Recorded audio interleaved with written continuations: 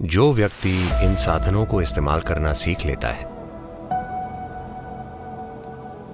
अपनी इच्छा से, कुशलता से,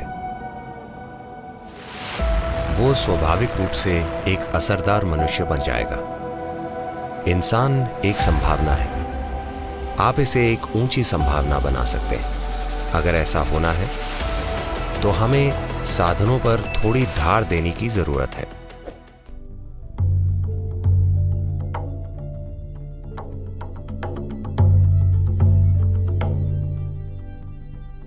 साधना पद का मतलब है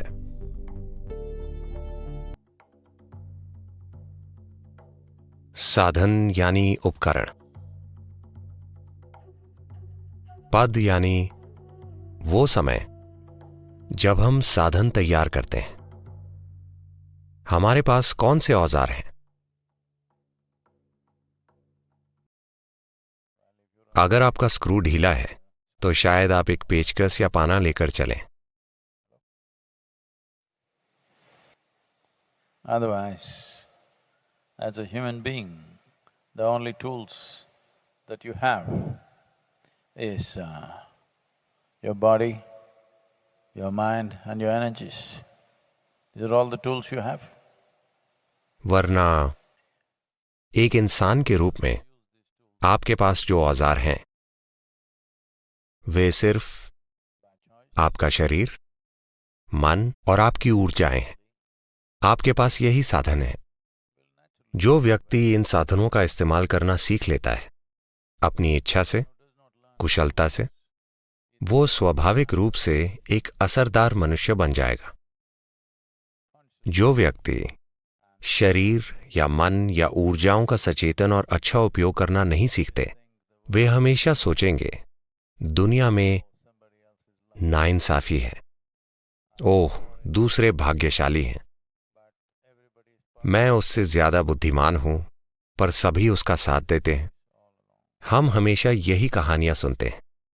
आप अपने जीवन में असफल होकर कई कारण और फिलॉसफी बता सकते हैं, या आप एक सफल मनुष्य हो सकते हैं। बस यही दो तरीके हैं। बस यही विकल्प है। जिन्हें अपने आप में या दुनिया में सफलता नहीं मिलती, उन्हें हमेशा शिकायत होती है, मैं ऐसा इसलिए हो गया हूं क्योंकि मेरे पिता का बर्ताव मेरे साथ अच्छा नहीं था।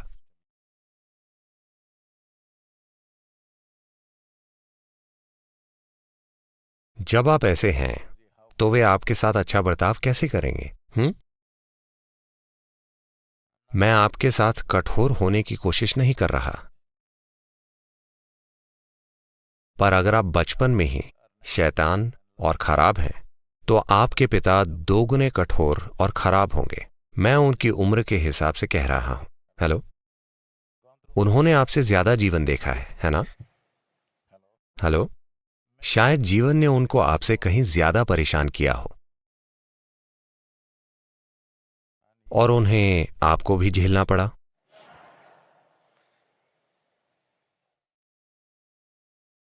ये एक चीज, अगर आप साधना करना चाहते हैं,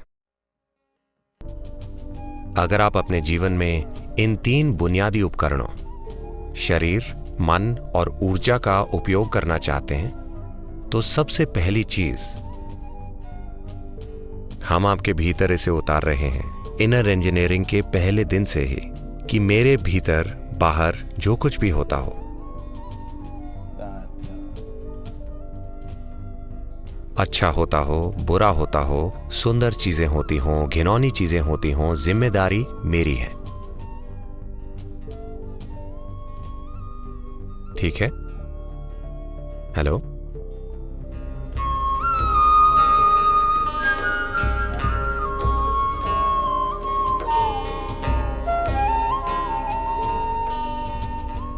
क्या आपने अपने भीतर यह समझ लिया है? अगर सफलता मिलती है तो वजह मैं हूं, अगर नहीं मिलती तो भी वजह मैं हूं। क्या आपने यह समझ लिया है? सदगुरु, हमें लगा कि ये काम आप हमारे लिए करेंगे।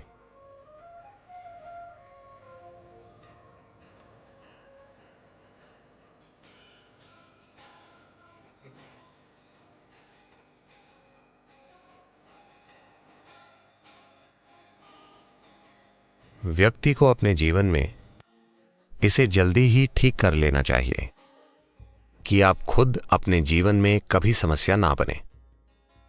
आपका शरीर, आपका मन, आपकी ऊर्जाएं कभी समस्या ना बने। बाहर कुछ समस्याएं होंगी, पर हम उन्हें संभाल सकते हैं अगर ये कोई समस्या ना हो। आपके जीवन की हर चुनौती में जब यही एक समस्या होगा तो आप सिर्फ चुनौतियों से दूर भागेंगे। अगर आप चुनौतियों से भागेंगे तो जीवन की सभी संभावनाओं से चूक जाएंगे। आप बस ताइर सदम बनकर रह जाएंगे। क्या वो आपको ताइर सदम दे रहे हैं? उम्मीद करता हूं नहीं दे रहे। सबको पता है कि ये आलस पैदा करता है। तमिलनाडु में प्राइमरी स्कूल, हाई स्कूल से टीचर्स हमेशा देखते हैं कि अगर कोई सुस्त है तो वे कहते हैं, जिसका मतलब है क्या तुम दही चावल खाकर आए हो? तो वे जानते हैं कि यह सुस्ती पैदा करता है। पर सिर्फ विद्यार्थी ही खाकर नहीं आते, शिक्षक भी खाकर आते हैं।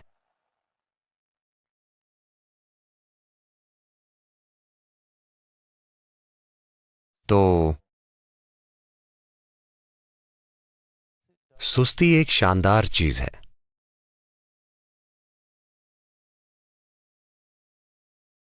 ये कई समस्याओं से बचाती है, क्योंकि आपको यह भी पता नहीं होता कि कोई समस्या भी है।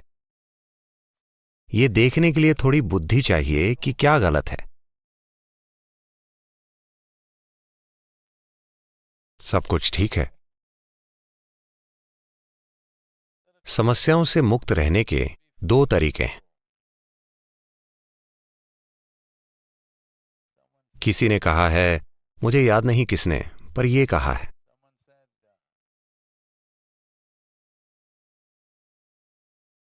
फरिश्ते समस्याओं से अछूते होते हैं उनकी प्रतिभा के कारण, और जानवर समस्याओं से अछूते होते हैं प्रतिभा की कमी की वजह से। पर इंसान बीच में झूलता रहता है और संघर्ष करता है, क्योंकि वो अभी भी एक संभावना है, अभी एक वास्तविकता नहीं बना। इंसान एक संभावना है। आप इसे एक ऊंची संभावना बना सकते हैं या आप इसे निचली संभावना तक धक्का दे सकते हैं। यह इस पर निर्भर करता है कि आप कितने अच्छे से अपने शरीर, मन और ऊर्जाओं का प्रयोग कर सकते हैं। क्या आप उनका प्रयोग करेंगे या क्या वे आपका उपयोग करेंगे? यह एक सवाल है। जब मैं कहता हूं कि वे आपका उपयोग करेंगे, तो बिना किसी पूर्व धारणा के, बिना लोगों को नीचा समझे, बस ध्यान से देखिए, लोगों के जीवन में क्या प्रतिबद्ध है।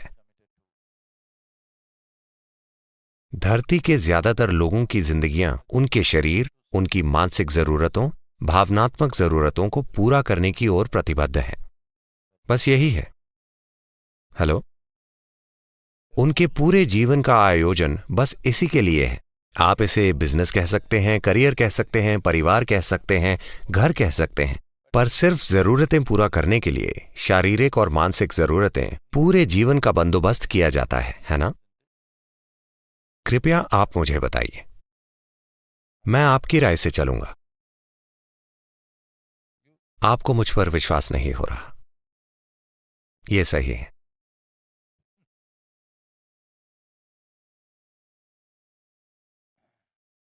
ये शरीर विज्ञान और ये मनोविज्ञान यहां आपकी सेवा के लिए है या आप उनकी सेवा के लिए?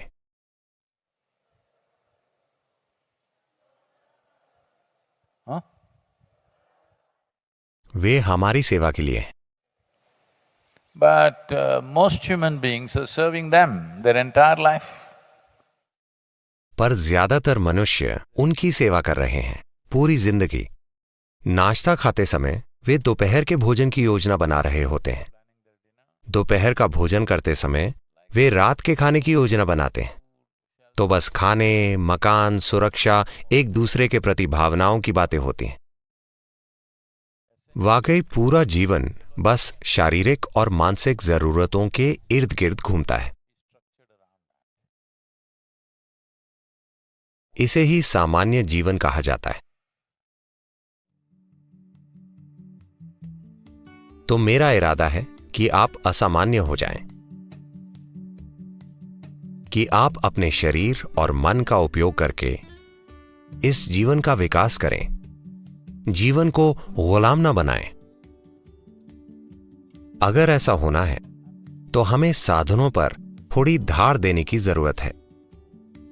नहीं तो सुबह 5 बजे शरीर कहता है बकवास, चुपचाप सो जाओ। मैंने सोचा जो लोग मरना चाहते हैं वे ऐसे होते हैं, पर जो लोग जीना चाहते हैं वो ऐसा क्यों करेंगे? हेलो, जो लोग मरना चाहते हैं वे अपनी आंखें बंद करेंगे। जो लोग जीना चाहते हैं उन्हें सूरज की पहली किरणें देखने के लिए उठ जाना चाहिए, इससे पहले कि किरणें धरती तक पहुंचे। आपको सबसे पहले सूरज की किरणों को देखना चाहिए, ना कि कीड़े मकोड़ों को, ना कि पक्षियों को, ना कि घास की पत्तियों को। आपको सूरज की किरणों को देखना चाहिए। रोज अगले 2 सप्ताह के लिए सूरज की पहली किरणें अपने शरीर पर पड़ने दीजिए और देखिए क्या होता है। आप एक बिल्कुल अलग जीवन जिएंगे।